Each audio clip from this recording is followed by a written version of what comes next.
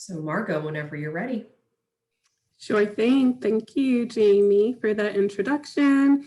Hello, good afternoon, everyone. It's good to see you again, though virtually. I do recognize some of your faces from a few weeks ago.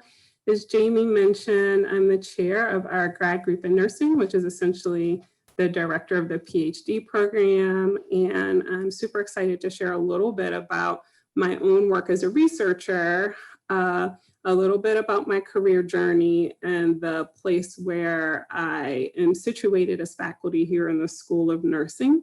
And so as the title on the screen implies, the interest of the focus of my research is in health equity and examining how the nursing workforce can be leveraged to help reduce health disparities.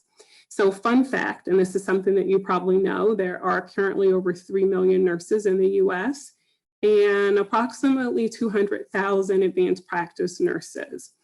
And so I believe centrally that nurses are uniquely positioned because of our interface with healthcare systems and communities, patients and families from diverse backgrounds, that we are uniquely positioned to help address some of the persistent disparities that we see in healthcare today. Next slide, please. And so my interest in the space of health equity really began early in clinical practice as a nurse. I began my nursing career after receiving my BSN at a historically Black college and university in North Carolina A&T State University, and went on to receive a Master's of Science at the University of Pittsburgh, and have been for the past 16 years here at Penn as both a student, postdoctoral fellow, and then alum. And then faculty. So I am an alum, but I'm also faculty. So it was during my time as a nurse practitioner that it was really apparent to me how challenging it was for individuals with significant social needs to manage their chronic healthcare conditions. And what I mean by this is that things such as procuring medications, even getting to our office for visits, let alone setting up visits for specialty referrals, was more challenging for certain individuals based off of their SES, the type of insurance they had, or even where they lived. But it was also during this time as a nurse practitioner that I was able to see how my role helped to navigate, advocate, and help to serve as a bridge between some of the challenges that our patients were facing with the healthcare system, as well as managing their chronic conditions on a daily basis. And so in seeing the role, my own personal role, it made me more curious about some of the ways in which nurses writ large influence the quality of care for populations who have been historically marginalized or who have high social needs. Next slide, please.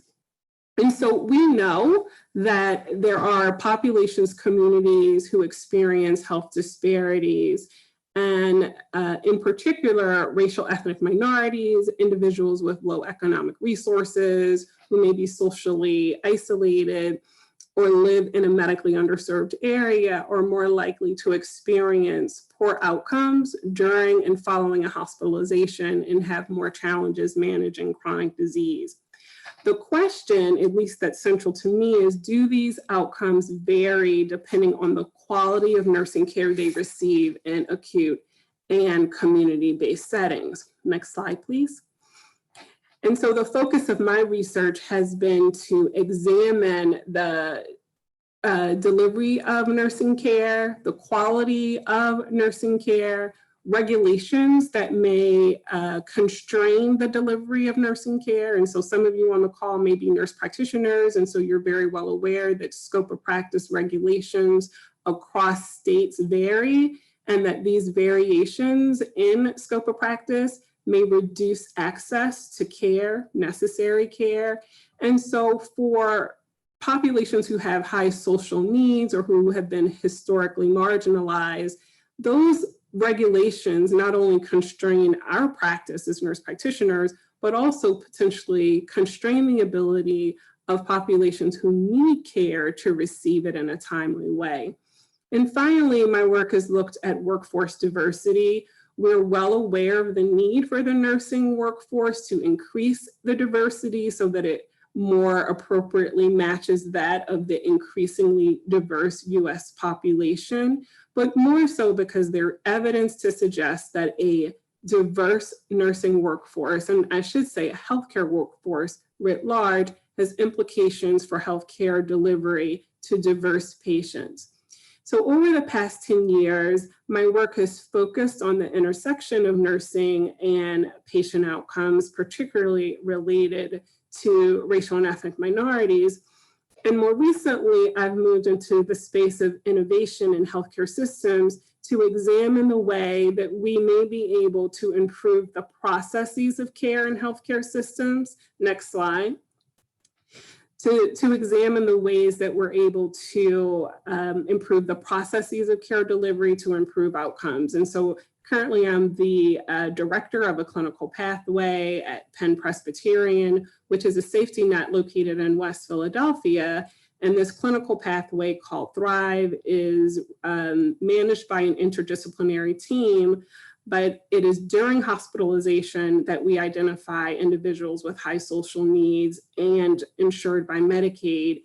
And we ensure that their care is coordinated, that they are connected to appropriate community-based resources, and that we facilitate communication between the hospital and community-based providers. Next slide, please. And so all of the work that I do is not kind of in an island. The wonderful thing about being a nurse scientist is the ability to work with interdisciplinary teams. Much of my work is housed with partners, researchers in the Center for Health Outcomes and Policy Research. We refer to this center as CHOPPER.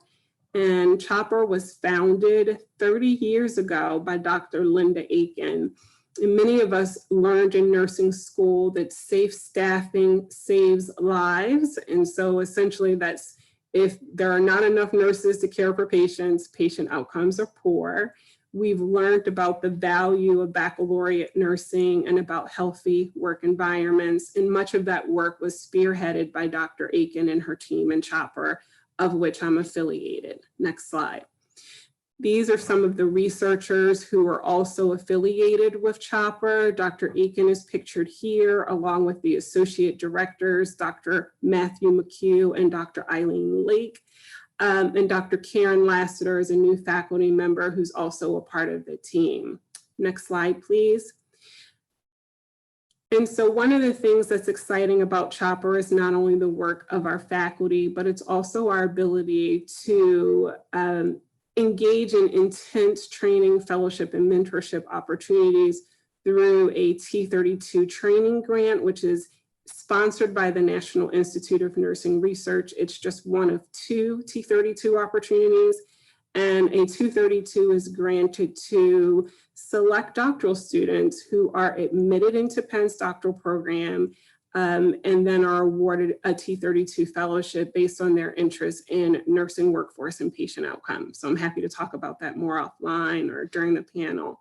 And so I'm going to stop here because I am looking forward to hearing from you more directly about questions you might have, but this is just a small sampling of the work that I do individually and the work of those who are affiliated with our center. So thanks so much. Thank you. And next we have Dr. Jose Bauermeister. Thanks, Jamie. Hi, everybody. I'm Jose Bauermeister. I'm a professor in the Department of Family and Community Health at the school. Among the panel, I am one of the non-nurse trained faculty in the school, and my hope is that I'll be able to show you how that's actually an asset of our doctoral program. I'm trained in public health, and so a lot of the work that I do is community engaged and in alliances with both the communities that I seek to serve as well as with health systems. Next slide. So I'll be talking to you a little bit about PSTAR. PSTAR is the Program on Sexuality, Technology, and Action Research. And it's quite a diverse group of folks listed here. That this slide is actually a little old. We have a greater number of doctoral students that were added this year to the slate of P-STAR. And we work in three major areas: M-Health, and how do we think about HIV prevention and care using M-Health technologies; multi-level research around systems level interventions and community engagement; and then the integration of social and behavioral research into clinical trials seeking to prevent HIV through next generation technologies. But what is really interesting of our team is that we have faculty, we have project managers, we have postdocs, and then we have three different types of engagement with the community. We have research assistants that are usually Penn undergraduate and graduate students. We have a rotating youth advisory board from the larger Philadelphia area that basically play with us at P-STAR and give insight to all of our projects from a youth-driven perspective. And then we have a really cool group of community specialists that deliver interventions that we have online, and I'll talk a little bit about some of that work today. Next slide. So we have a 5-point mission at P-STAR. We want to propose innovative studies across the research spectrum of LGBT health and HIV research. We predominantly focus on sexual and gender minorities. So those would be folks who identify as LGBTQ+.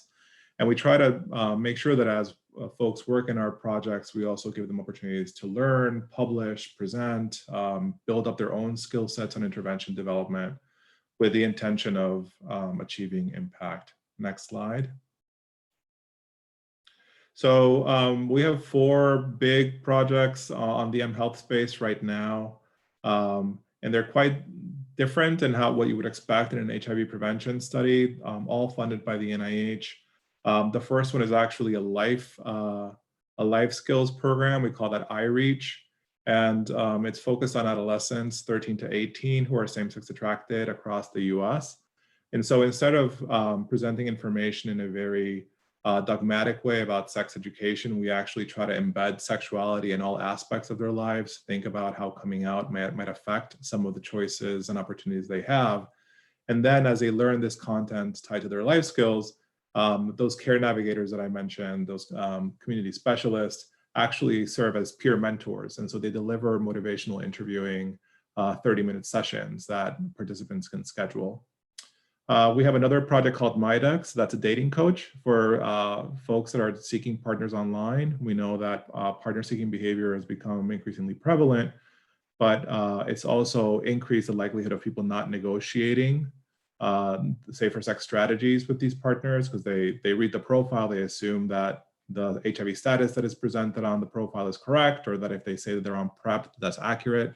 We know that adherence still is an issue. And so we try to give them tools and strategies for them to negotiate their safety, not only around sex, but also physical and emotional. And then we have 2 other projects called Health Empowerment and Get Connected. And those are tied to addressing stigma and linkage to care around HIV and STI services. Next slide. So apps are really great. That's kind of the first part of P-STAR, right? That aspect of technology. But there's this other piece on action research. And so a lot of what we try to do is to make sure that the interventions we're building online actually have a bridge to real world applications. Get Connected is a great example of that. So I can build a test locator that says enter your zip code and I can tell you where to go get tested. But how do we know that we're sending people to the places where they actually will get the best service, that are affirming, that are friendly to young people or to LGBT populations? And so as noted here in this cartoon from the New Yorker, it's not enough to just have a really nice looking app that has all the bells and whistles. It needs to connect to a talented workforce. And so every app that we build actually tries to make sure that we're also giving outputs to the systems and the regions that we are working in. I'll show you an example in Philadelphia today, with the intent of improving practices, having a quality improvement cycle available based on people's experiences, and then offering tailored technical assistance and implementation science programs to these agencies. Next slide. So how do we do that? Well, one way we've developed and kind of become leaders in the field is this idea of mystery shopping. So in the corporate world, a lot of clothing stores will train folks from the community to go into a store and assess the quality of delivery. In public health, we've actually started using that as an addition to the standardized patient model. It has greater social validity. So people just walk in, get a service, and then report back their results. And so we've been using that in HIV and STI prevention services nationwide. We're currently using it in Get Connected so that when you're on the app and you find a place that you want to go, based on your profile, will actually rank the sites that make the most sense for you. So you might say in building your profile that you're experiencing a lot of internalized homonegativity. We're going to try to match you through our tailored algorithms behind the scene with an agency that the mystery shoppers felt was really LGBTQ friendly and affirming and gave the space for conversations beyond just rapid HIV testing. As people use the app, they become shoppers themselves. So it's kind of like an internal private Yelp. And so they select the site where they want to get tested, they fill out an assessment form, and every 6 months we send an aggregate form report to the agencies, followed by technical assistance. And so you can see one of the 5 pages we usually send agencies here on the right. Next slide. And then we have to start thinking about what's next in the pipeline. We have a lot of next generation prevention projects, currently both domestic and international in scope. And a lot of these are next gen PrEP is how we call them. They're both HIV prevention, but they could also serve to deliver family planning, contraceptive technologies that also can be used to prevent other types of STIs in the biomedical pipeline. And so instead of just creating products hypothetical in nature, we try to use design thinking principles and marketing principles to create behaviorally driven clinical trials where we not only present placebo products for people to use with and without sex and give us their ideas, but also think about when would you want to use a product over another? When would you want to use condoms as compared to daily oral pre-exposure prophylaxis? Would you want to ever use an injectable, which is actually a technology that is soon to be available pending FDA approval? And so all of this work happens remote. Our doctoral students work as interviewers, help prepare surveys, help analyze the data, co-author from these publications. So it's quite exciting. Next slide. And then we also have other types of opportunities. And I just want to kind of highlight these. We usually hire research assistants and we have our doctoral students supervise our research assistants. It's really important that they also start learning how to manage a team, create a team, offer feedback in a safe and inclusive way. Oftentimes, doctoral students will have their own ideas for their dissertation and we'll try to give them support. Dr. Patrina Sexton Topper is a good example. She just finished and we actually retained her as a postdoc. She's really interested in medically assisted technologies and how do we promote reproduction among same-sex couples. And so her dissertation, we offered her some funds so that she could do data collection for her dissertation study. And so we're now working on those publications. So there are many ways to get involved as a doctoral student, and looking forward to the larger discussion. Thanks. Okay, thank you. Next, we have Dr. Kathy Bowles.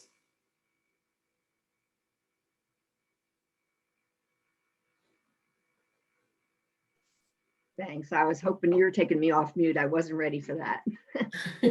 Hi, everybody. Welcome. And I'm so happy to have you interested in Penn nursing. I look forward to maybe the chance to meet each of you as you apply and get interviewed and we make decisions together.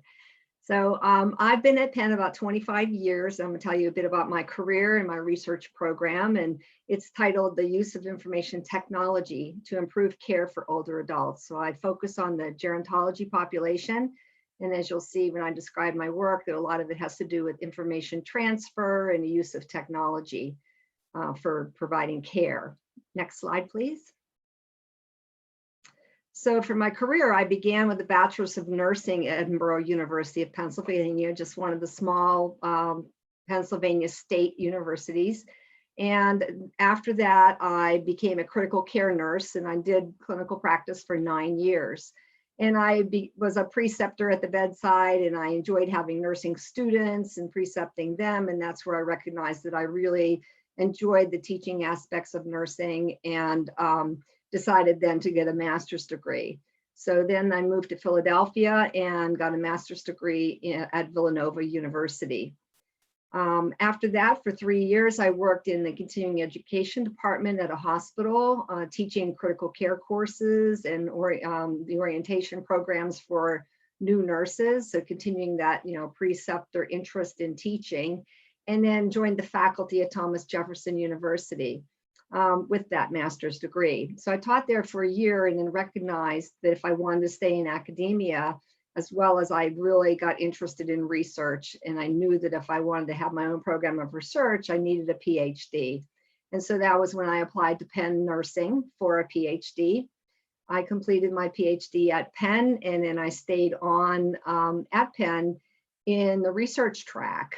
So instead of a traditional academic teaching position, this was a position that was 100% research. And I did that for 4 years, which was fantastic. It was like a postdoc come true, dream come true to have a postdoc for a good, long period, so to speak. Doing both my own work as well as working on other people's projects, which gave me a ton of experience. I also completed a certificate with the National Library of Medicine in health informatics during that time. And then my program of research took off. I became an independent investigator, and I then decided I loved Penn. I wanted to stay at Penn, and I applied for the tenure track and was hired onto the tenure track as an assistant professor. Next slide, please. So I've been at Penn for about 25 years, as I said, and my program of research really came out of clinical practice. So during my master's program and during my practice as a critical care nurse, I often wondered and worried about what happened to people after they got discharged from the hospital. We would discharge them, say goodbye, thank you very much. And then, as a nurse, I would see them coming back and wonder, what went wrong. And I began to look at the practices of discharge planning and referrals to post-acute care services that would support people in the community or in settings after a hospital stay, and found that lots of patients who needed post-acute care were going home without it, and studied actual individual cases of patients within a research data set that we had available at Penn in the transitional care program that we have, that gave me the details, the facts about what these patients looked like and what services they did get. Recognized that more than half of them who needed post-acute care services were going home to take care of themselves or have their family take care of them. And then high rates of them were being readmitted because they failed at home, not having adequate supports. So next slide. So this became my first National Institute of Health funded large study. We set out to build a clinical decision support tool that would identify patients in acute care who would benefit from post-acute care services. So it was meant to be embedded into electronic health record and alert clinicians as the patient is moving through the hospital stay that, hey, this is a patient you should consider for post-acute care services. It was built using data from electronic health records. So we built case studies of what patients looked like as they were admitted and transversed the hospital stay. Had a lot to do with their functional status, their numbers of chronic conditions, the medications they were on, their home environments, the caregiver status they had at home, all of the things that really affected their self-care once they left the hospital. And from those facts, we built case studies, and we gave them to expert clinicians and asked them to read the case study and tell us what they would have done. And through that, we were able to build algorithms that identify the patients who need post-acute care, And in a second study where you see we were funded twice, then in what's called a competing renewal, we went on to build a second generation of this algorithm that says not only, hey, this is a person to pay attention to, but what level of care they should go to. And so that's parsed them into recommending home health services versus facility level care. The first algorithm that we bought was commercialized. I was able to co-found a startup software company called Right Care Solutions. And that company was subsequently bought by a larger company called NaviHealth. And NaviHealth is a discharge planning software and post-acute care service software that embedded our algorithm into their platform. And it is now being disseminated across the country. So it was really interesting also as a nurse to have an experience as an entrepreneur. On this work, I had 10 undergraduate students and 4 graduate students working with us on this work. So it was they were both very large studies in 4 years each. And so it was a lot of people gained a lot of experience working on the team. And now my doctoral student is advancing this work, getting data from the health system and running the algorithm against a cohort of patients and examining the outcomes of the decision support. Next slide, please. Another area of research for me is it's all focused around transitions in care. So that interest in patients traversing from hospital into post-acute care services. And so one of those is home health care. And I've done some 2 randomized clinical trials using telehealth technology with older adults in their homes, where they manage either diabetes or heart failure. And this is a growing field, a very exciting field, especially now in the times of COVID. We're providing more and more care via telemedicine. And so it's a program of research I'm interested in continuing. I'm currently co-investigator on 2 other people's studies.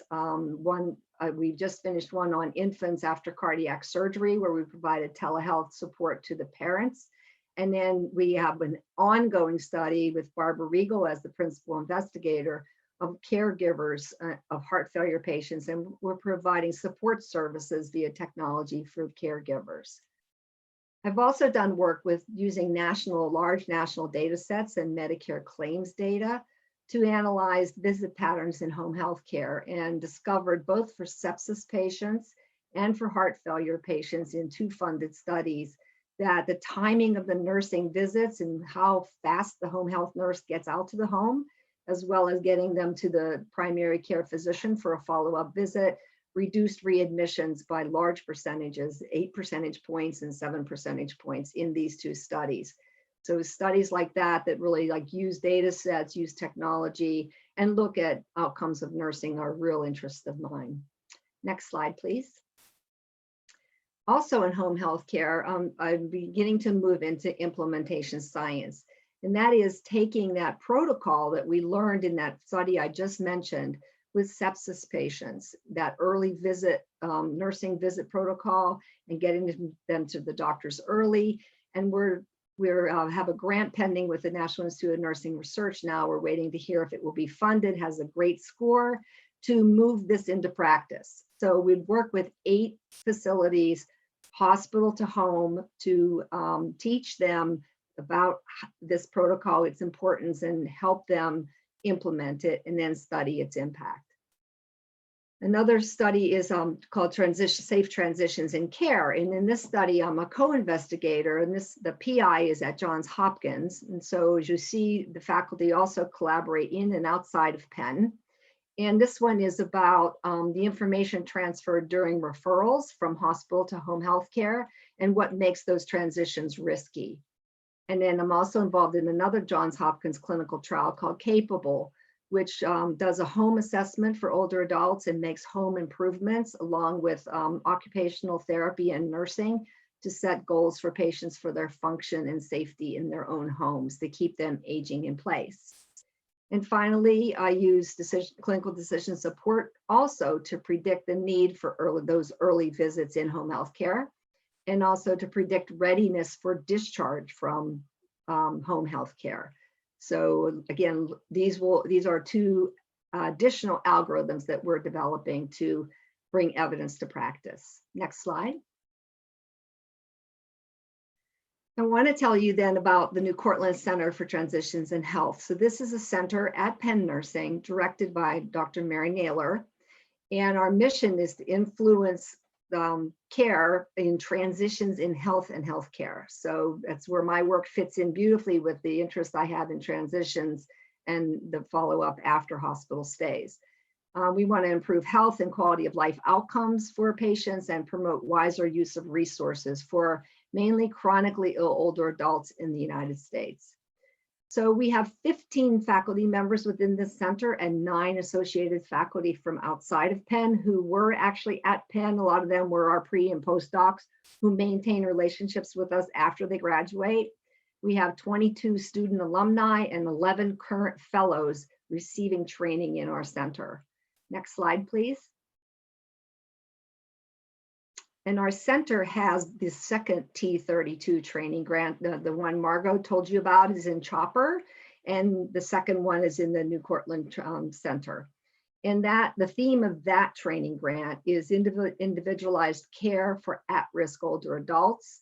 And we train both pre-doctoral and postdoctoral nurse scientists to conduct research on complex transitions of older adults and management of chronic conditions, end-of-life care, anything that has to do with a transition in either their health or the setting of care. We provide interprofessional mentored experiences. So any person placed on one of our training slots gets both a nurse scientist as a mentor as well as an interprofessional mentor, either from medicine or Wharton or engineering, whatever fits your needs. Tuition is covered by this T32 as well as a monthly stipend. And we have slots for 4 pre-doctoral trainees and 4 postdoctoral trainees. And so you may be eligible. One of the main things is a match with the faculty within this center. So please take a look at our website and see what you think about our work. So thank you. Okay, thank you. And last but certainly not least, we have Dr. Pat D'Antonio.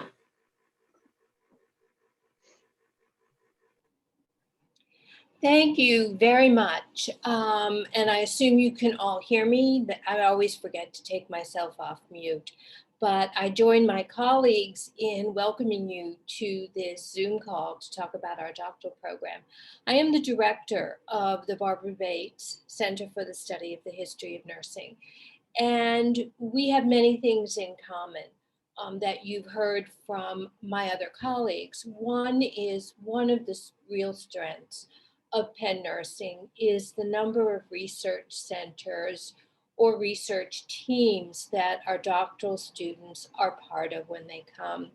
I don't think any of us here at Penn Nursing think doctoral study is a solitary endeavor. I think we all think of it as a team sport. And one of the other strengths of Penn Nursing is we don't think there is only one way of approaching a problem or one way of thinking about a problem. The Bates Center has 35 years, has for the past 35 years been devoted to 2 things. One is to think about how understanding issues in the history of nursing has direct policy and practice implications. What the current policy or practice implications may be can vary, but we argue, and that's what historians do, we construct arguments that the issues facing the discipline right now do not occur in a vacuum. They have a history, and our mission is to really understand what that history is. We don't do the history of nursing per se. If you are interested in the history of a particular training school, that's not what we do. What we do is look at broader issues. For example, right now, I'm developing a new project on the history of what knowledge means in the discipline. And I'm new in this project. I'm happy to, you will be going through this wherever you are and whatever project you do in terms of developing a central question. You've got to look at what your assumptions are. You've got to look at what your data is. You have to look at how you can construct a question that will yield itself to an answer. So one of the things that I'm doing is pulling on what you've heard from other faculty colleagues about the emphasis on interdisciplinarity, about the emphasis on thinking about practice implications, and thinking about how practice, rather than education, has developed what we think about as knowledge. One of my founding assumptions right now, for example, is that there's a lot of talk about the value of interdisciplinary knowledge. And I am at the point where I'm willing to argue that the discipline of nursing has always been interdisciplinary. And what we see when we look at that history is both the strengths and weaknesses of an interdisciplinary focus. The strength is its richness and its implications for the care of patients and their families. The weakness is we still don't have a convenient place to put the kind of knowledge or the kinds of disciplines who are devoted to these kinds of interdisciplinary ways of knowing. We are also obviously very attuned to what is happening in the current context, or how that frames the kinds of questions we'll ask about history. The most obvious, of course, is the current COVID crisis. For those of us who do history and who are immersed in history, it was like deja vu, bringing us right back to the 1918 flu pandemic, which I regret to say Philadelphia does not have a stellar history of moving to meet. But we had a certain amount of knowledge as a collective. There are 3 faculty, Dr. Cindy Conley, Julie Fairman, and I, who work on the history of nursing. And I'll talk a little bit more about our respective areas. But we came together quite early and thought about how can we use our knowledge of the history of nursing during the 1918 flu pandemic to inform current debates. And I would encourage you, when you get your copy of these slides, to look at 2 sites, COVID-19, the presence of the past, where we made a very concerted move to talk about the history of nursing during the prior pandemic in social media sites, not in our usual scholarly publication sites. And I think that's another theme that runs through all of our work and is a particular strength of Penn Nursing, which is that obviously we are very invested in scholarly publications. In history, the hallmark publication is a book, and we have 8 books published between all of us. But we also believe that knowledge that is just created for other academics is wasted knowledge. So you will see the op-eds we wrote, the interviews we gave, the newspapers we appeared in, on how things like in the app, we are all praying for a cure. We are all praying for a vaccine. But in the absence of a cure or in a vaccine, it is nursing care that keeps people alive. It is hydration, it is ventilation, it is nutrition that keeps people alive until their normal defenses are able to take over. Yes, systems of ventilation have changed. Yes, systems of hydration have changed, but the core nursing care is what is critical. I am going to have to leave this session a few minutes early. It's another kind of strength of how we use history. And that is, I have to go and film a policy brief.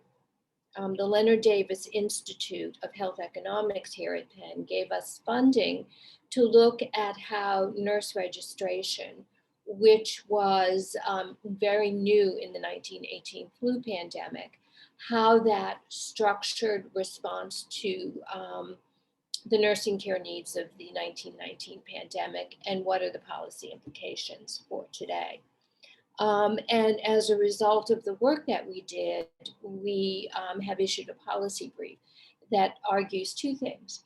One is that what registration did was created a nexus where different states had access to the list of nurses they could turn to help in the pandemic. In 1919, that list was very much state-based because states are always in charge of registration. But in the current COVID crisis, state-based registration lists are insufficient. This COVID crisis is a national crisis, and we need a national database, which the new compact system, which is in effect now in 24 states, we argue needs to be extended to all 50. We also argue another policy point, which is in 1918, our registration system was blind to the way structural inequities, racial disparities affected who got what kinds of care and who would even be on the registration list. So we also argue that as we move, as we think we should, to a national database, we need to be very aware that unformed assumptions about equity, disparities, segregation still have the power to inform how we create structures to meet current needs. So I invite you to go on our website, fool around with it. The other thing we do is we also collect data. Right now we have 4 doctoral students who are working on data that we have in our archives for their dissertations. The strength of Penn Nursing is your ability to work with someone who has an area of interest that is close to you. My area of interest, very broadly defined, is pre-World War II nursing. I'm very interested in the origins of nursing, the way a desire to become a nurse worked itself out for different men and women of different racial, ethnic, and class categories. My colleague, Cindy Conley, is very interested in the intersection of nursing and the care of children.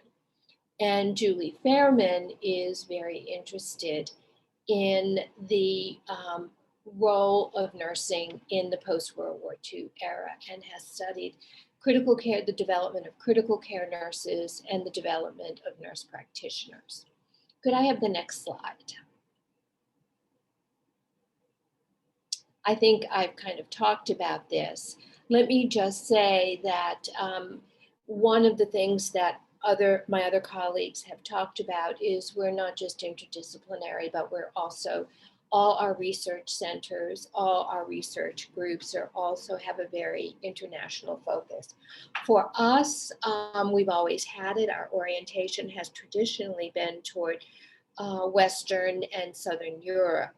We're very excited about a new initiative we have where we talk about doing a pivot toward Asia.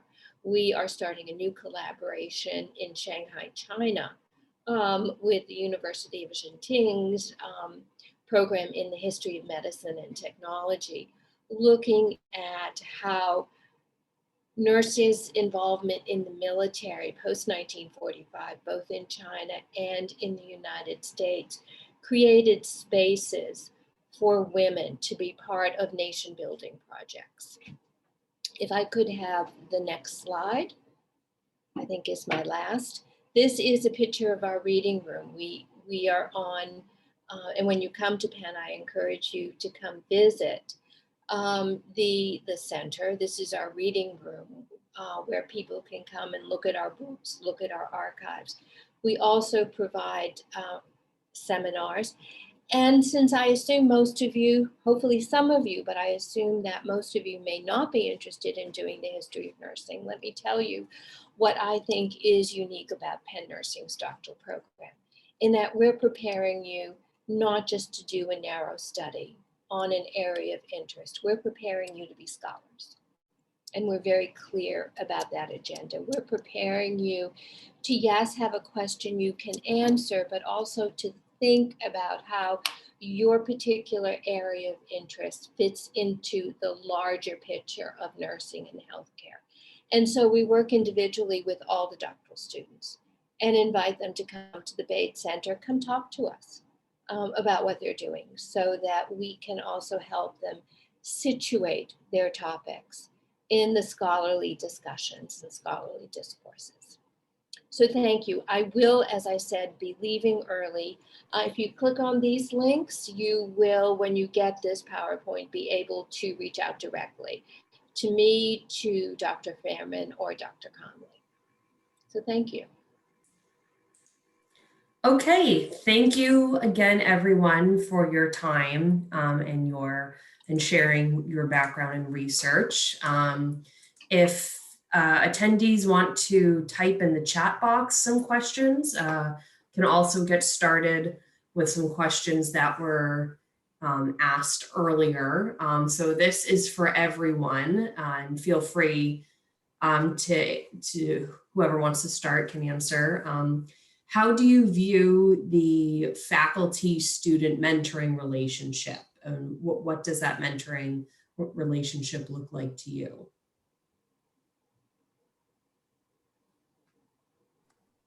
I can start us off.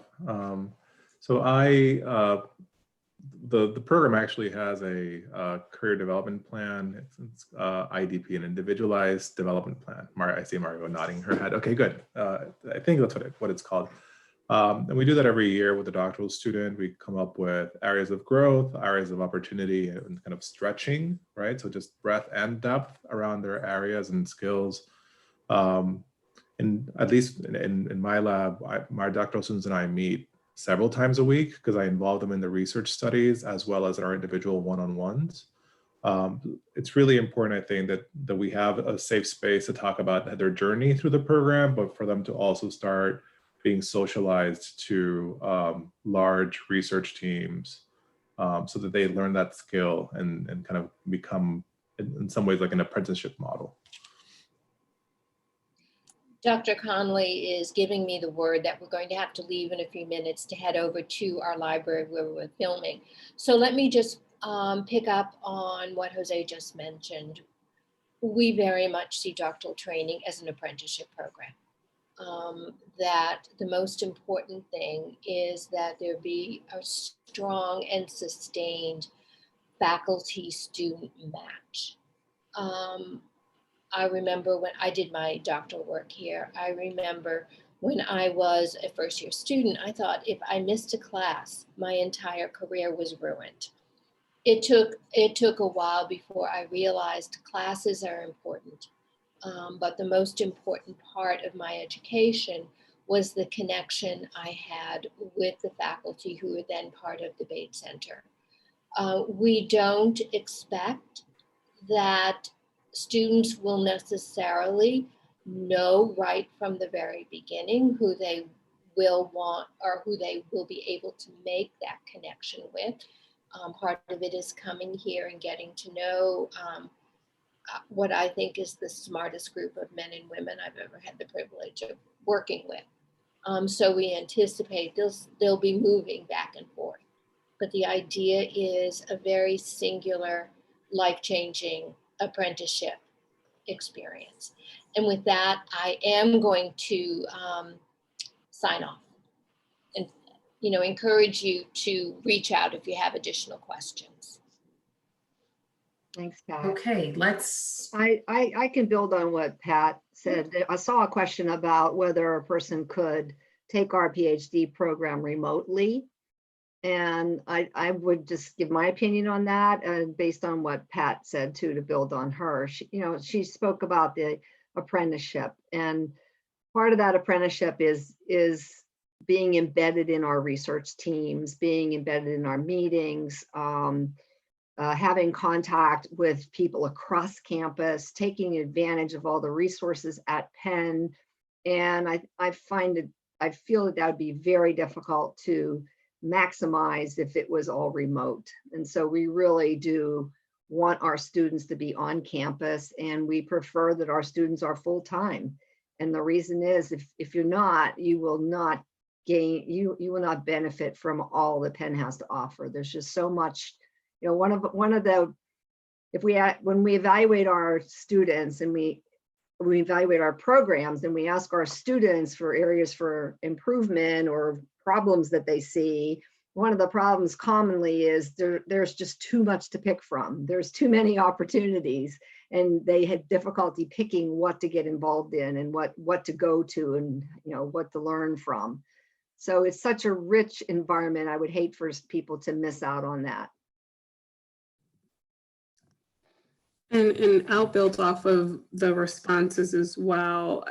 You know, our view on mentorship is so central and integral to our PhD program. Our new students get actually 2 advisors when they come in, not 1, but 2. And because we really recognize, one, that sometimes, you know, early on, there could be a fit with one person, but then over the course of that first year, that alignment may shift. And so having multiple perspectives is important.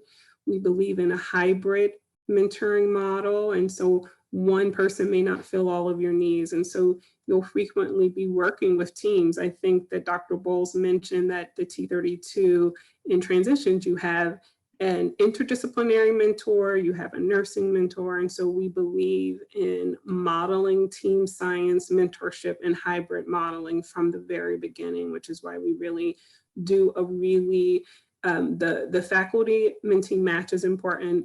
But we also want to assure that new doctoral students have adequate faculty support when coming in the door. And so that's why you're matched with 2 advisors when you're coming into the PhD program.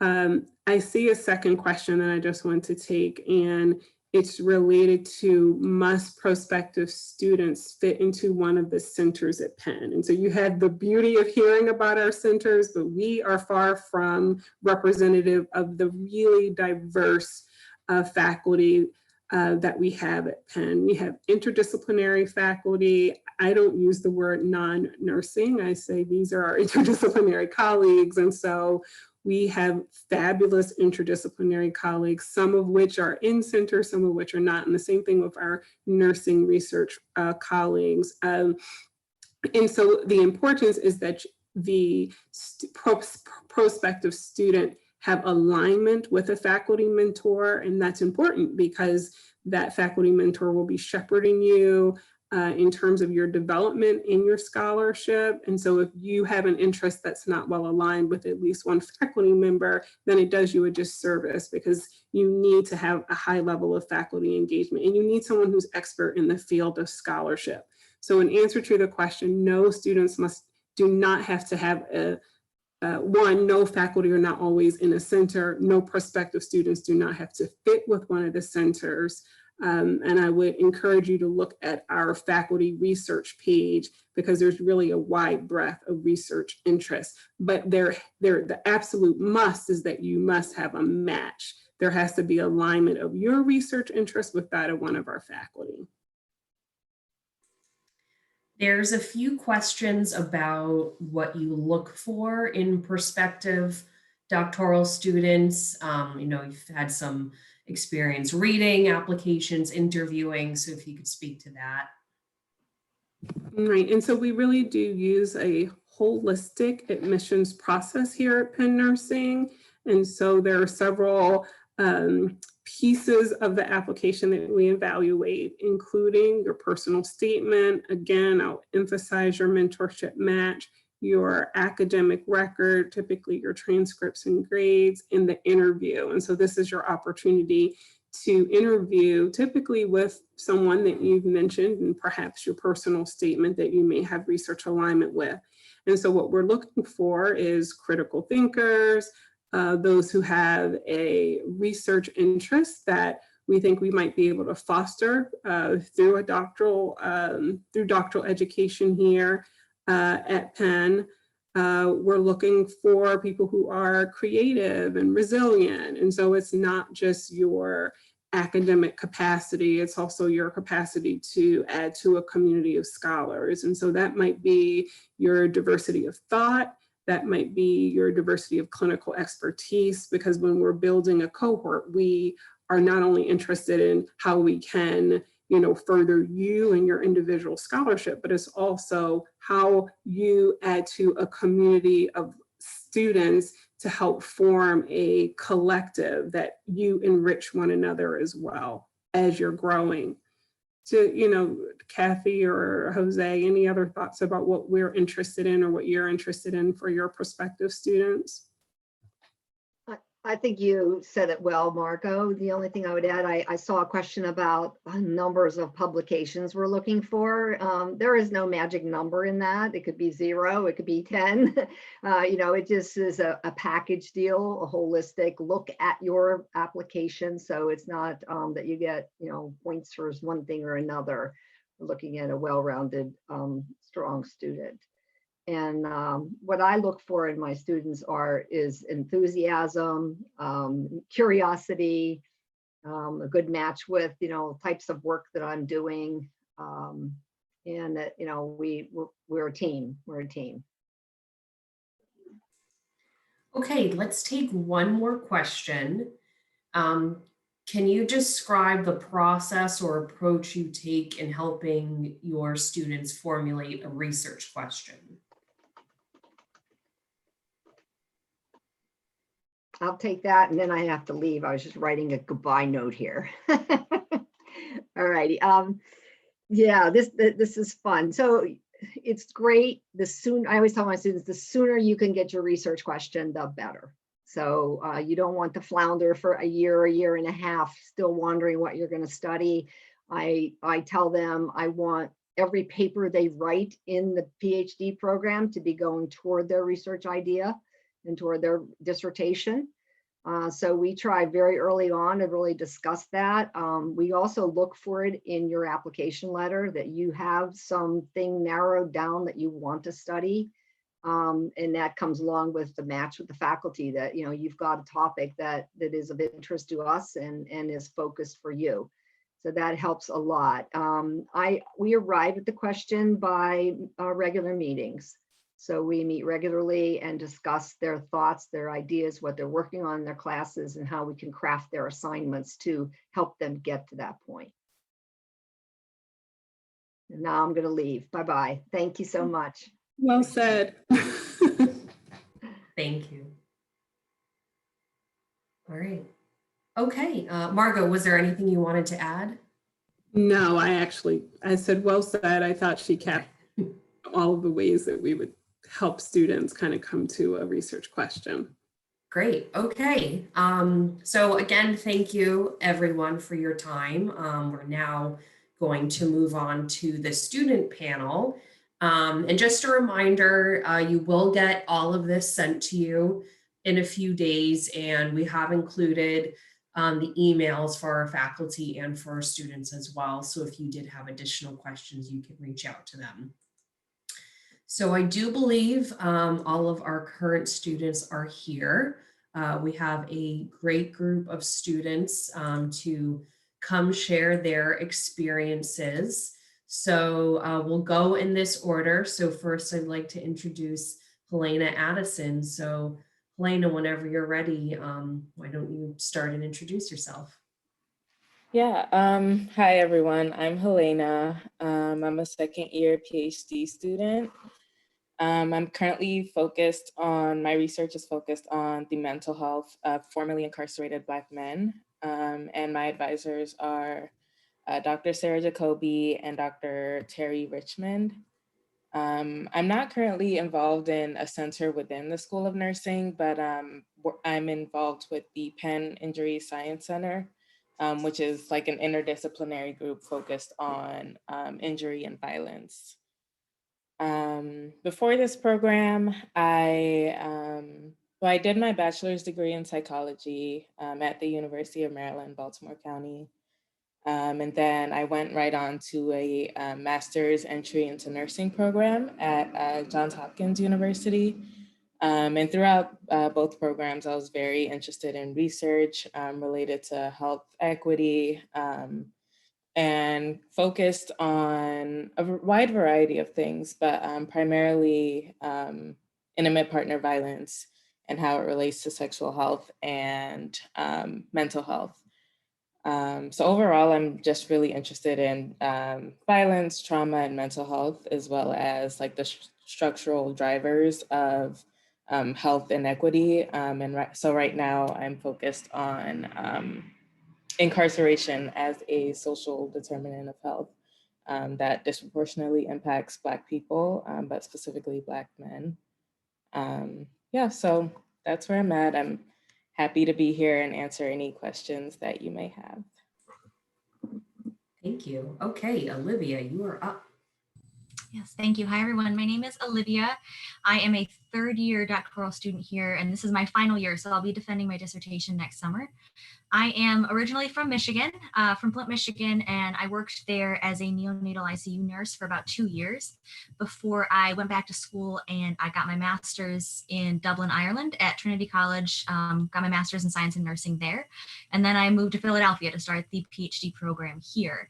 So my advisors are Dr. Jang Hong Liu and Dr. Jennifer Pinto Martin. So I have a nursing and epidemiology advisor. So I know I was listening in about those interdisciplinary advisors. So I very much have that set up.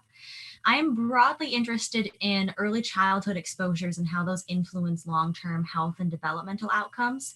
In particular, I'm really interested in early childhood lead exposure. I worked and lived in Flint, Michigan during the water crisis. Obviously, Flint, Michigan's not an anomaly as far as early childhood lead exposure. We see that globally. So I'm really interested in that factor, but also how that intersects with different social and biological factors that children experience in early childhood and how all of those things combine together to influence how their brains develop, what kind of health circumstances they experience later in life. So really that developmental perspective. I am also not involved in a center here. I always joke that I'm a free agent, so I'm not with a center. I'm very much outside of a center. So I know there's a couple questions about if you need to be aligned with a center. Nope, as long as you match in with the faculty, you do quite well. So I'm really excited to answer any questions you all might have. Thank you. Okay, Anome.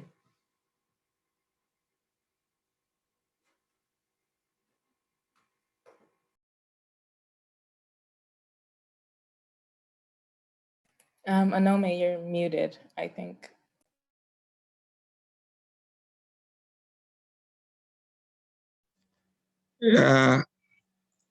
I'll begin again. I apologize. So hello, everyone. My name is Anome. I'm a fourth-year PhD student. I like to introduce myself as a second career nurse. Prior to nursing, I used to be a food chemist. I had my bachelor's and master's in chemistry. I felt that wasn't the right career for me, so I went to Stony Brook University. I completed my BSN. I worked at Stony Brook for some time in the ICU, renal transplant. I started a DNP program at Stony Brook Nursing. After a year in the PhD in the DNP program, I realized the DNP route wasn't for me. So I came to Penn in 2015. I completed the adult gero NP program. Transitioned to the PhD program 2017. My advisors are Dr. Regal and Dr. Lisa Lewis. I'm broadly interested in self-care and healthcare utilizations. My specific focus are foreign-born Blacks. I explore the intersection between cultural, structural factors in influencing self-care among foreign-born Blacks living with chronic illnesses broadly. I'm currently associated with the New Cortland Center for Transitions, more not in the role of a trainee, but in the role of a CAS scholar. So I work for them in that role. So yeah, happy to answer any question anyone might have. Thank you. And last but certainly not least, we have Josh. Hi, everyone. I'm Josh Porat Dollerbrook. I'm a third year and final year PhD student. I'm in the Center for Health Outcomes and Policy Research. So I'm one of those center folk. As far as my background, I'm originally from Los Angeles. I then started undergrad at Case Western. I then transferred to Penn Nursing for my undergrad. I then went direct bachelor's to PhD. So now I'm still at Penn, obviously in Philadelphia. So I've been in the area now for a while. And as far as my research goes, I'm really interested in nursing education policy, and it's linked to not only patient outcomes, but also healthcare system outcomes and quality of care as a whole.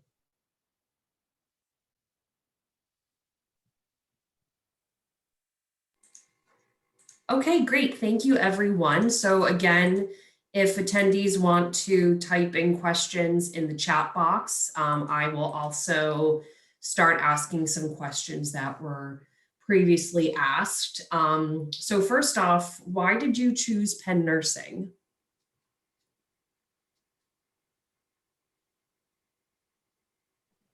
Yeah, because from my perspective, and also in speaking with so many different nurse leaders, one of the things I didn't mention prior to coming to Penn Nursing, I was a Robert Wood Johnson Foundation NCIN scholar. So I had the opportunity to interact with nurse leaders across the country, and Penn Nursing came up, right? So I wanted to be in a place where I would get the best education and training to be able to do some of the things I envision myself doing in the not too distant future. That's why I came to Penn. For me, I was really interested in, again, that policy end, and Penn was Penn Nursing was one of the few places where I can have that both nursing focus, but also more of a broader health system, health policy focus. And as far as the advisors that I work with, Linda Aiken and Matt McHugh, they're really just a couple of the only individuals in the country that do have some more of that broader focus with the data to support it as well. I think pretty similar to Josh, it was the faculty research interest that brought me in. You don't find a lot of nurses that are interested in studying environmental health. And so I found some really great faculty here that have that background and that interest. So that really drew me in. For me, I think, well, similar to a lot of what others said, including faculty advisors, but what kind of was the deciding factor for me was, Penn is just a really interdisciplinary, multidisciplinary environment. I think a lot of schools, there's this like physically, there's like a separate health sciences or medical campus. And I think that is kind of a barrier to taking classes within other disciplines. And so while I've been here, I've taken classes within nursing, but also within social work, education, political science, especially because my topic really does require that like interdisciplinary education. So that was the deciding factor for me. Okay, great. We received a few questions about work-life balance. Are you able to have it? How do you manage it? And also a specific question, if you do any outside work, how many hours do you work outside the program?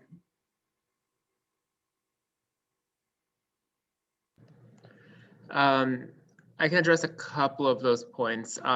For one, I'll start off with the work outside the program. It's going to depend on the kind of funding you're on. For instance, I'm on a specific grant type that only allows up to 10 hours of work per week. But I know some don't have the same kind of limitations. So for me, that I do work, and I work at Penn Nursing, and I work as in part of course, doing course support basically. So I get more teaching experience basically along the way.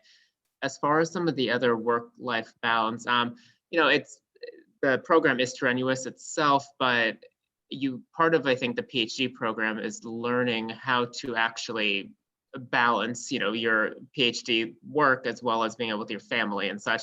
So for me, I'm married and I spend enough time, more than enough time, with my husband and our dog and things like that. So, there's time to do that. So I think a lot of it is learning along the way, kind of through your first semester and such, how to balance. But yes, answer your question more shortly, it is very possible.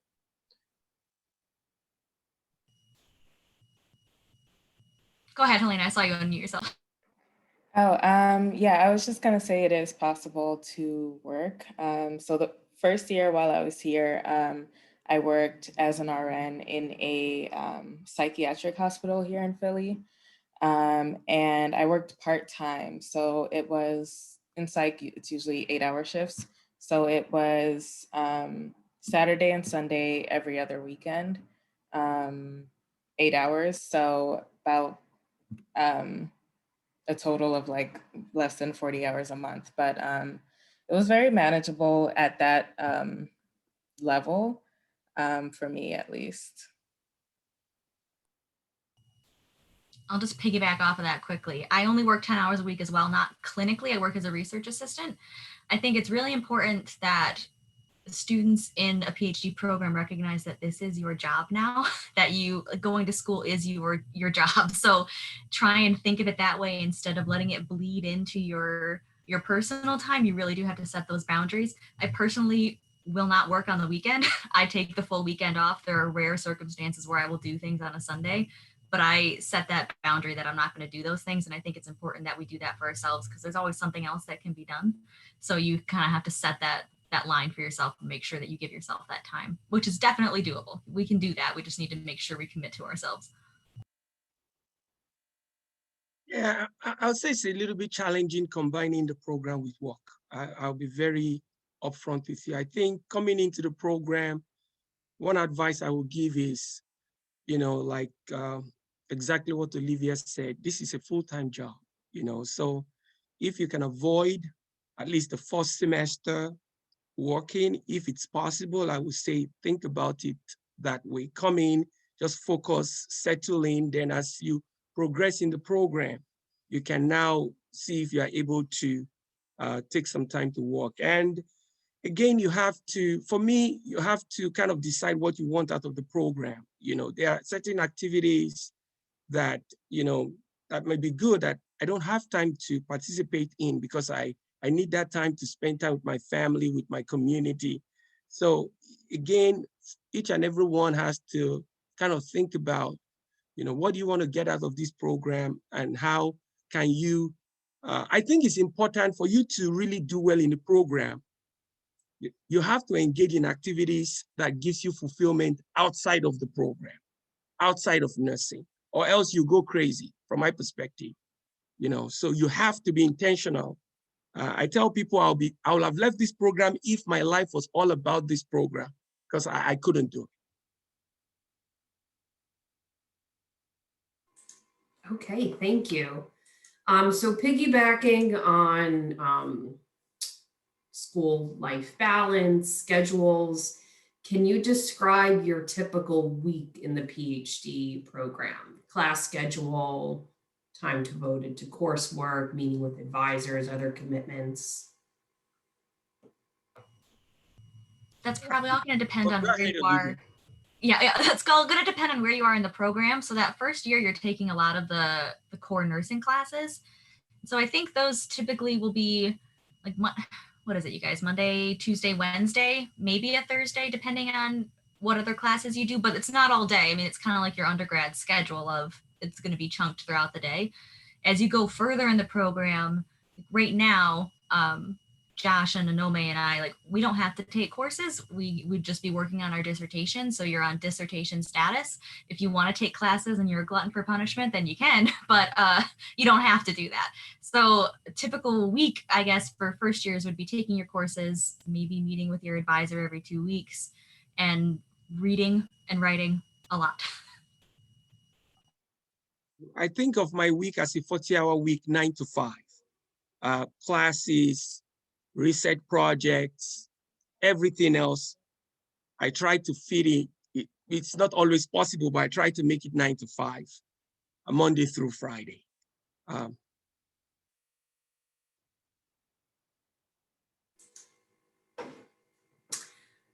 Okay. How specific were you, how specific were your research questions when you applied to the PhD program? And if anyone changed their research question, how'd you go about that?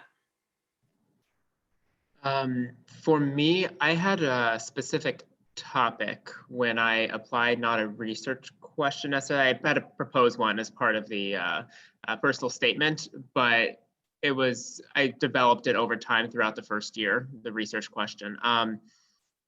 So I wasn't here for the first part when they spoke about more on the personal statement and such, but the idea I got is that it's okay if you're moving that around a little bit, but to have at least a clear idea of what you're interested in.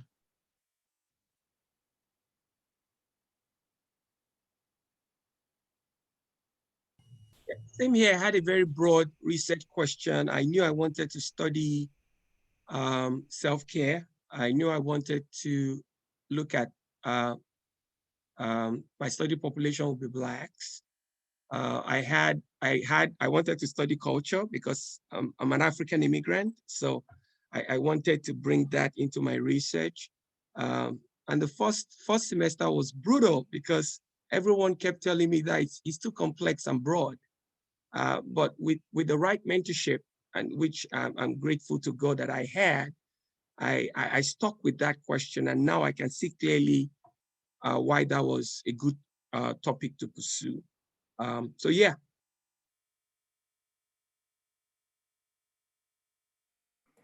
Yeah, for me, my research question has kind of it's definitely just changed a lot throughout my first year. And like, there's always a central focus. I think as long as your research kind of sticks to that central focus, that should work for you. For me, my central focus is violence and mental health. And preferably, I'd like to work with marginalized populations. So my advisors focus on violence and mental health in Black men. And the incarceration piece came later. So I've had to seek out support for that incarceration piece because while my advisors work with Black men who are disproportionately incarcerated, like, they don't focus on that incarceration variable. So I'm working with someone through the School of Social Work that focuses on incarceration. So if you don't stray too much, I think you can stick with your advisors, but I'm always hearing that like it is 100% okay to change your advisors. And if you don't have to change, you can still seek extra support outside of your advisors. I'll just follow up with that quickly of when you're coming in, it typically everyone's got a kind of a broad interest. You maybe know your population and like kind of the area. So I don't want to go back and read my personal statement again, but I probably said something about I'm interested in children and lead exposure and maybe some kind of like neurocognitive outcome, but it wouldn't have been too specific. And I know Helena just said it, but people change advisors. Like that's very much okay. And you can always add more on top of it. You actually end up building a whole dissertation committee. So you can you can kind of sit and think about, all right, I need more advisement in this particular area. So find somebody else to pull into your team. So it's easy to do those kinds of things. And it's just kind of a conversation with more people. You should be talking to lots of people when you get in here, so you'll get a better idea of who can be beneficial for you. And just from an admissions perspective, your research question, your interest, it can be general, but in your essay, we do want to see a demonstrated understanding and interest of that topic, whether that's personal or professional. We do want to see that you've thought about this topic. The rest of it, that's the point of a PhD program, is to form a dissertation committee and learn how to ask those questions and conduct that research. So we don't need the 10-point plan of what you want to do, but we do want to see an interest and understanding in that topic. So a two-part question, how has COVID impacted the learning environment and in a normal situation, you know, hopefully something we can return to soon. What is the learning environment like? What is campus life like?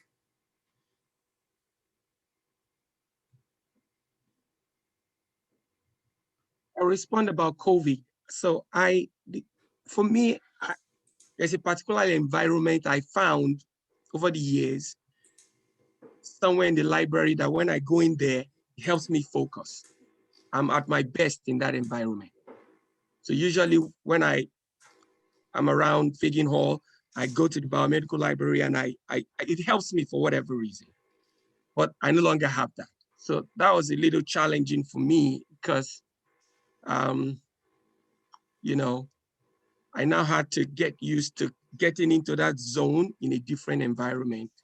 But I'm no longer taking coursework, so it's a little less challenging. I don't know what those who are taking classes right now are going through, but you know, I think so far gotten a lot of support from the school. I have meetings with my chair bi-weekly. I'm able to connect with some of my peers, so it's been different.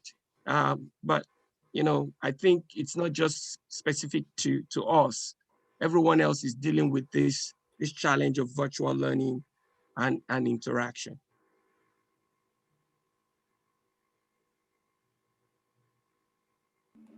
I think one thing that like hasn't changed too much in the COVID environment is that well, all our classes are small, around 10 people. So it's really easy to connect with the other people in your class, and everyone gets a chance to be involved in the discussion. So even in first year or second year classes, that was the case. And for classes that may be larger, so like a statistics class or anything you'll take in like other disciplines that may be bigger, it is harder to connect with your peers, but definitely within the School of Nursing, I don't think it's been like a major adjustment, for me at least. I'll speak more to in non-COVID times, Philadelphia. I know it was a little bit more about campus, but I think it's a great place to live personally. I think it's there's a lot to offer. I kind of always said it's a mini New York, basically, without necessarily all the stress of traveling and such. But from someone who's now been in Philly for about 7 years in the Philly area, I think it's a great place. So for anyone who's not familiar, you will be happy with non-campus life as well.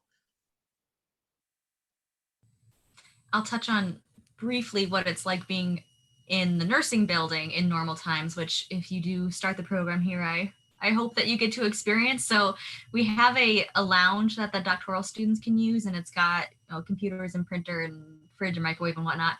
I miss that lounge dearly. I wish that we could be in there because, like I said, it's easier to focus in environments like that versus in a small room in my apartment with things all around me. So hopefully that's something you'd get to experience. But we do have great places that you can like settle in and get to work, and you're surrounded by a lot of your peers that you can talk with, ask questions with. So it is really nice. It's more difficult to get that right now, but I do think there's still definitely ways, like Helena said, we have smaller class sizes, you have a small cohort, so you're still very connected with everybody who's in your same progression as you. Great. Are any of you dual degree students? I didn't think so. Okay. Tara, if you want to send us an email, we can try and connect you, see if there's a current dual degree student. Okay, next question. I think this is a good one to think about. Are there times where you have felt frustrated with your research or school in general? And how are you able to overcome this? Yeah, I mean, I think I can think of two events. I'm not going to go into the specifics. That I wouldn't say frustrated. That was a huge distraction to me. The PhD program, and I'm sure my colleagues can speak to this, is very challenging. So I typically say I don't have the extra energy for drama. So sometimes drama happens, right? So one of the ways to, I mean, how I was able to deal with that challenge was to kind of think about, am I willing to win a battle and lose the war? So I thought about it very carefully, and I thought I needed to be prudent. So I engaged, my advisor, the grad group chair, in dealing with the situation. So that's one thing you have, and that's why having the right advisor is very critical, because your advisor will be able to step in and deal with issues that they think will be, that you think is a distraction to you, and they will fight for you. They will address the issue. So that's how I was able to deal with those situations, because again, you have different people with different perspective on issues, different philosophy, different expectations, but you have the right support, I believe. I believe that when you come in here, you have the right resources in place should you face challenging situations or distracting situations. Speak up. Those individuals in leadership will address those situations, and you can focus on your research question and getting your PhD. Just a quick addition to that, beyond your advisors, people in actually don't know what the office is called, but Janae, as well as like Lisa Lewis, the Dean for Diversity. There are a lot of different resources and different offices, and a lot of people who have open doors, who are very willing to just listen to you vent about anything. So that's been a very useful resource to me, in addition to my advisors. One thing I'm a huge advocate for is finding a mentor that maybe isn't like a content mentor, but is somebody that you can always go to if you're really stressed or you have a question. So there is a member of my committee that we really don't have a lot of content that overlaps, but she is so great because I know I can always email her and she will answer my questions, or when I could go to her office, she would always be willing to talk. So I think that that's something you can cultivate when you're here as well. And you're always going to be able to find somebody like that. So even if it's not a main advisor, you can find somebody else that serves that purpose for you.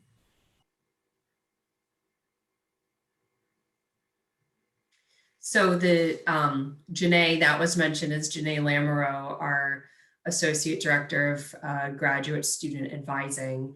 And if you joined us for our first webinar, you heard her talk about all the different resources. And as a Penn nursing student, you have access to all the resources at the university, including a variety of health and wellness resources, tutoring and academic resources.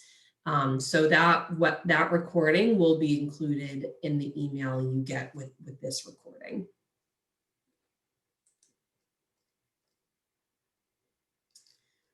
Okay, so next question.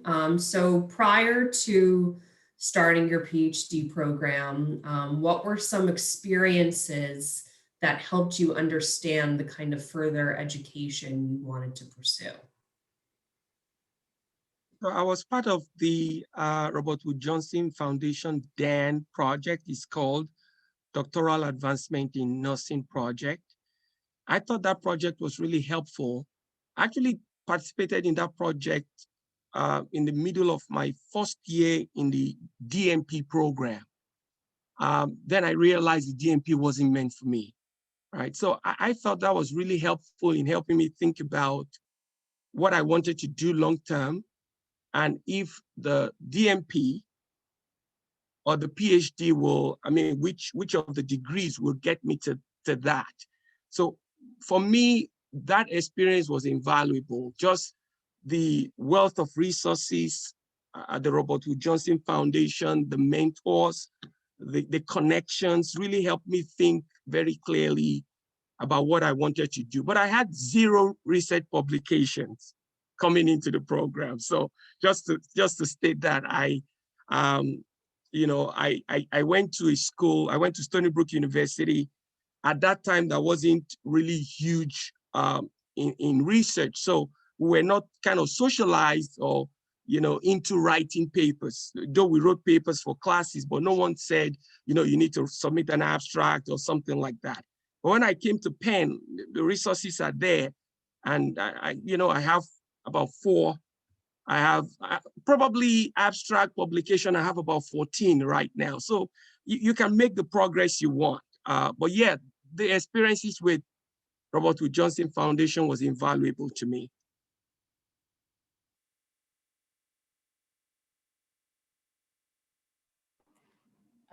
For me, I went to Hopkins, which is also a very research intensive university. So that gave me a lot of exposure to being involved in research, but I also just asked a lot of questions with my PI, but even people outside of that I wasn't involved in research with, as well as doctoral students. I just went around and asked people a bunch of questions about why they chose a PhD program, what they plan to do with it, why they chose PhD versus DMP, because that's also a thing I was thinking about. So yeah, just I definitely asked a lot of questions to a lot of people, and that really helped me make my decision. And everyone will say the PhD program is difficult, and don't pursue it if you really don't believe in making a huge change. But they really do emphasize that it is, has been very, just a thing that they needed to do. Sorry, not good with words right now, but yeah, it's a useful program.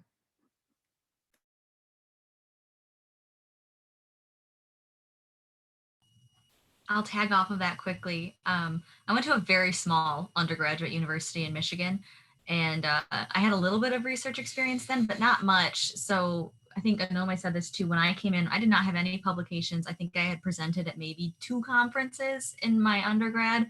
I didn't have a lot of that stuff going in. So that's not something that you need to be brought into the program. I think that it's more of having that interest that fits with the faculty, that you can show that you have a passion for what you want to research and a clear understanding of why you want to do that. So for me, it was my clinical experience that really drew me to these questions that I have. And so I think highlighting that in your personal statement is what matters most.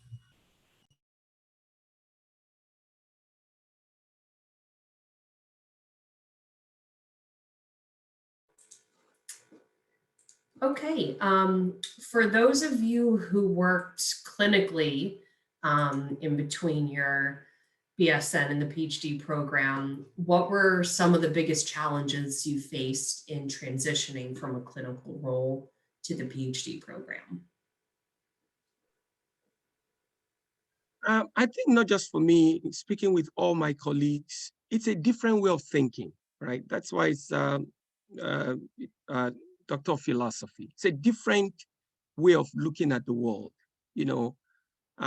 and I mean, my experience is, if you've not been in that space, it's going to be somewhat of a challenge because I don't think my clinical experience really helps so much in really being socialized to this way of thinking. I think it just did help point in the direction of the research I wanted to do, but it did not really help that much as it relates to how you think in research.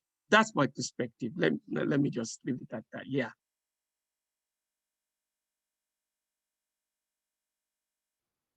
So I worked clinically before going back to school, but I did have the benefit of when I started this program, I had just gotten done with a more research-centric master's degree. So I guess I could talk from working clinically to go into my master's, it's a big world change. Like your schedule changes. Like I said, your way of thinking is going to change. You have to be able to sit and read for a long time and start writing in kind of a different way than you've been used to. I don't know if the question, Jamie, was what tips do you have? Try and take it slow and set a schedule for yourself. I love schedules. I have a written planner that I write out. If you have a bit more of a plan for yourself, I think it makes things a lot easier. But also just know that it's going to feel uncomfortable, and that's so okay. Everybody feels uncomfortable. It would be weird if you didn't. So just settling into knowing that that's the right feeling to have right now.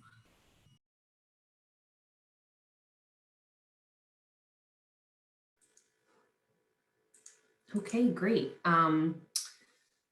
If you can think this far in the future, what are your plans after graduation? And where do you see yourself in 5 or 10 years? I'll address the post-graduation. I'm not ready to give you a 5 to 10 year answer yet. So as post-graduation, I'm looking for postdocs mainly, basically to get some more research experience before making that 5 to 10 year kind of prediction at this point. But yeah, so kind of more research focused area going forward, because one thing is that in the PhD program, you're definitely conducting your own research, but there is going to be very hands-on mentorship. And in a postdoc, you can have that same experience with a little bit more hands-off, basically. So you can kind of call it run free a little bit more and experience kind of that closer to what a academia life would be.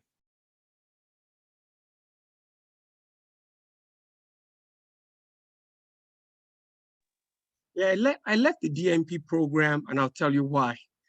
Because I felt the DMP program, based on speaking with different people, and wasn't best suited to get me to what I wanted to do, or what I planned to do, what I desired to do. So this is what I desire to do. I see myself 5, 10 years from now, really leading research that translates to change in communities, and that will inform policies. So it's not just research for data. I want to do work that will have implication in real world context. So that's why the DMP wasn't going to do that for me. So at the tail end of my program, I intend to transition to a postdoc. I've learned about primary data collection. I'm in the middle of that. I want to learn about intervention development and how you form partnership with communities. So I want to accomplish that during a postdoc. So I want to transition, hopefully, to a faculty role and lead a center, or establish a center, or work with a group of individuals that is really engaged with the community. So that's what I see myself doing. Obviously, not obviously, I'm also very passionate about mentoring the next generation. So I'll do some teaching in a faculty role, but also work actively with community-based organizations.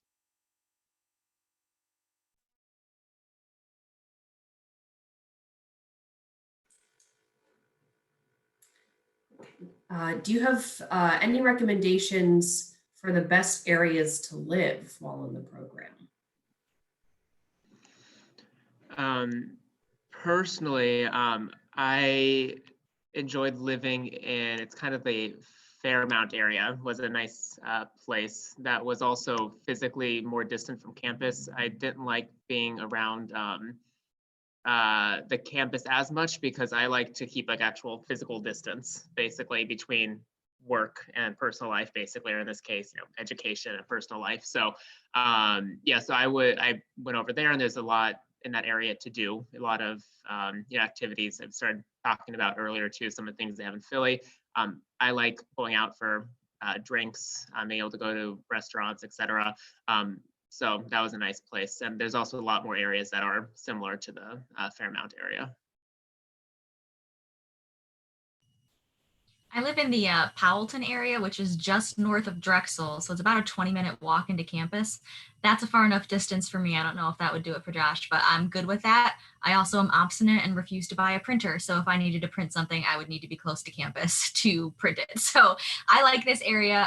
It's really nice. So many historic areas around Philly too, especially in this West Philly area. So there's a lot of places to look. And I think there was plenty of places to choose from when I was here. It was more of how nice do I want it to be and how much am I willing to pay for it.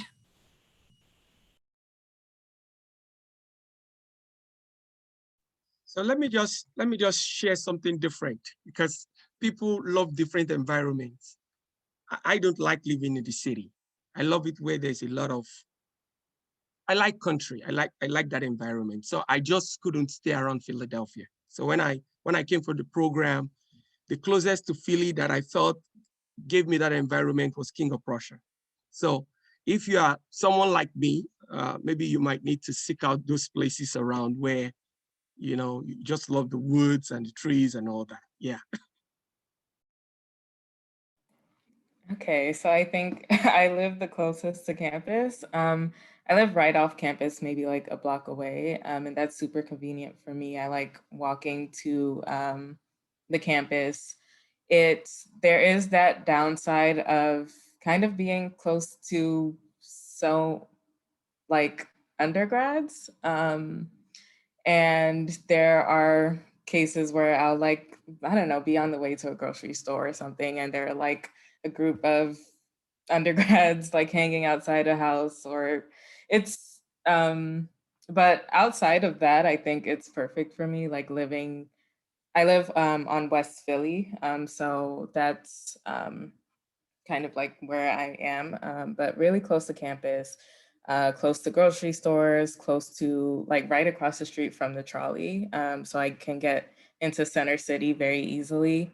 And I know people who also live on campus and they work as GAs. And they describe that as being a pretty good experience, and it definitely helps save money. So if that's also a concern for you, yeah, that's definitely another option that other PhD students have chosen. Also, when Helena was talking, it made me think about the public transportation. It's really good all over the Southeast Pennsylvania and greater area, even down in Delaware and such. So if you live off campus or one of the more country areas, as Anome was saying, they have tons of train stops and such that will take you right over to campus. There's a Penn Medicine station that's, I think, just about maybe 5-minute walk from the nursing building.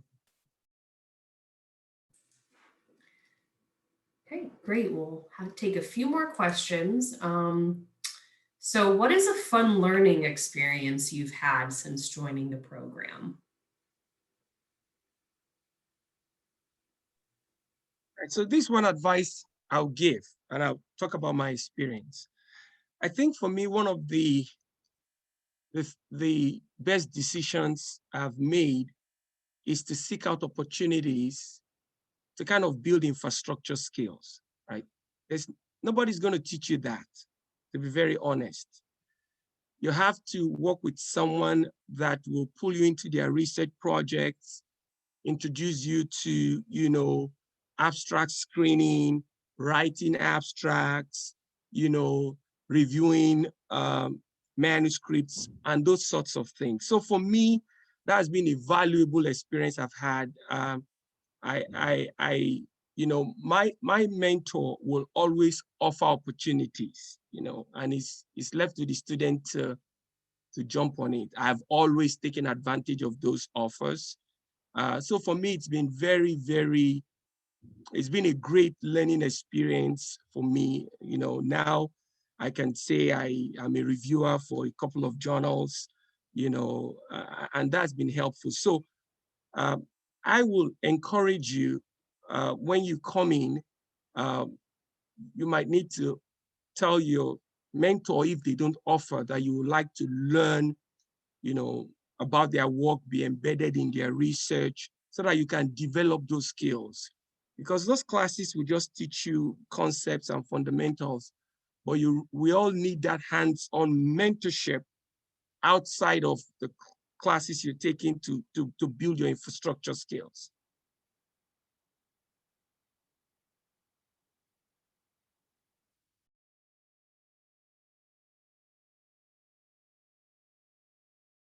something that I think has been really great through just being at Penn in general is we have a lot of certificate programs that you can do. So I know someone asked a question about dual degree. So I'm not dual degree, but I am getting a certificate from the neuroscience department, which has been a really cool experience of getting to be embedded within some research projects through the neuroscience faculty and getting to learn more about how they collect data and the different methodologies that they use. So I think that's been a really great experience, and kind of speaking to what Anome says of if you want to do something, like go out and find it. There are plenty of ways to do that.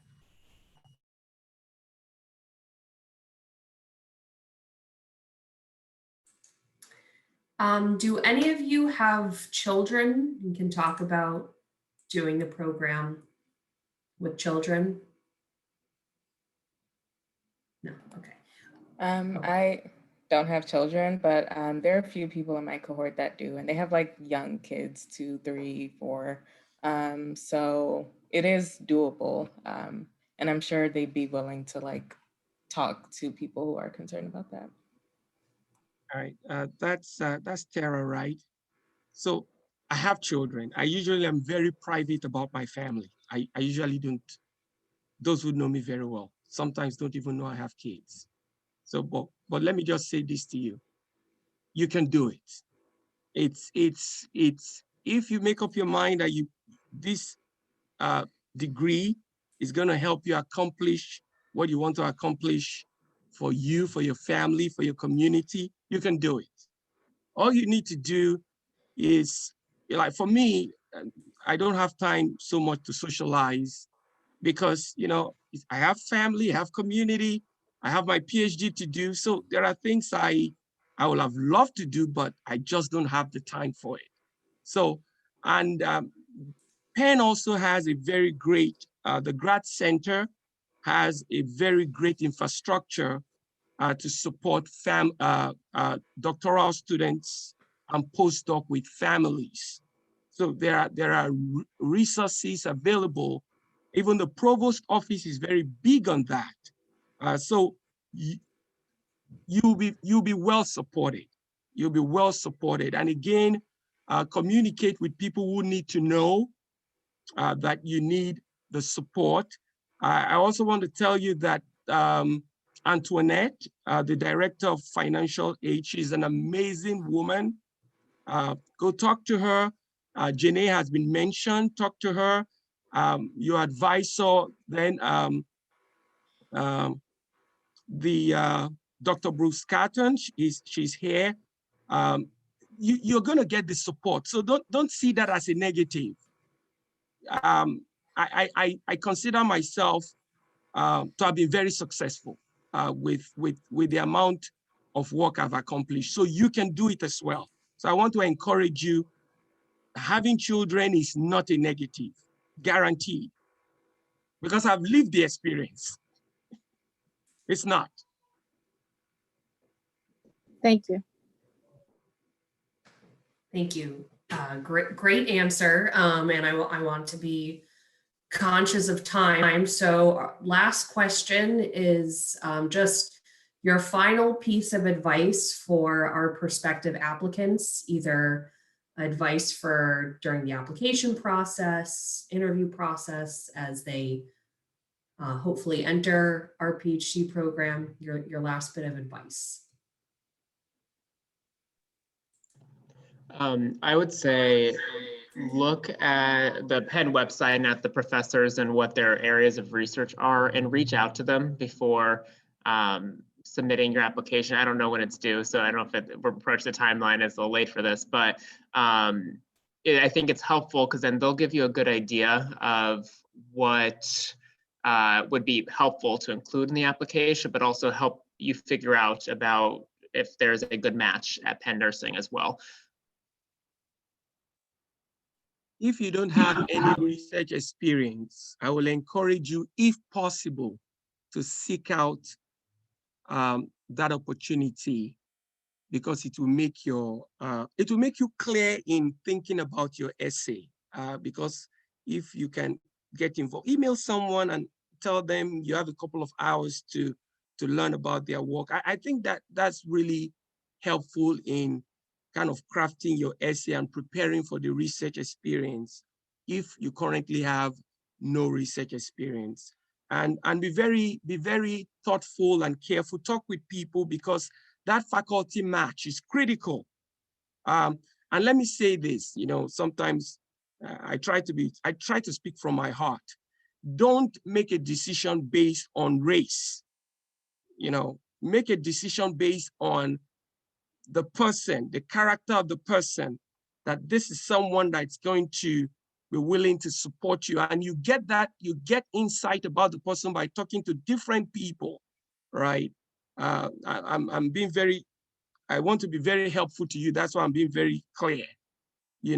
Someone might not look like you, might not talk like you, and I bet you they will give you the best mentorship experience you've ever had, right?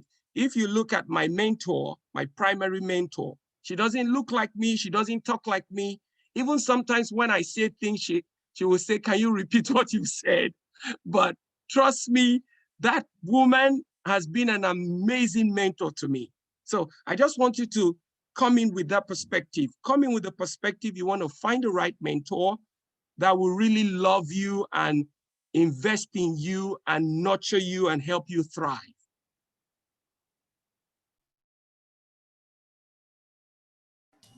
One piece of advice for writing the personal statement. I don't know if anybody has started writing yet. I hate writing personal statements. I find it so challenging. I think I am the queen of really crappy first drafts. So write a draft down. It's going to be bad, and that's okay, because you can make it better. But have some other people read it around you. If you have a significant other, if you have other family members, have them read it.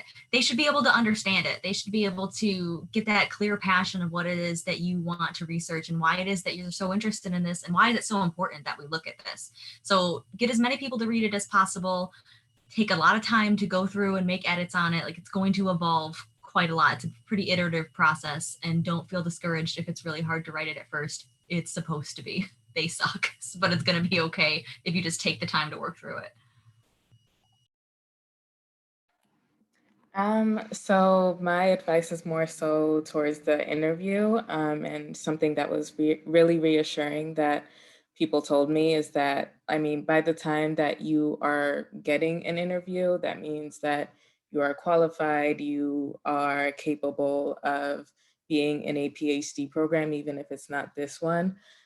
So that was really reassuring going into the interview. The interview is really just about making sure that you are either matched with the faculty that is interviewing you, or they are able to identify someone else within the school that will be a match. But going into the interview, you are qualified and capable of being in this program. So that was, you don't have to be nervous about that part.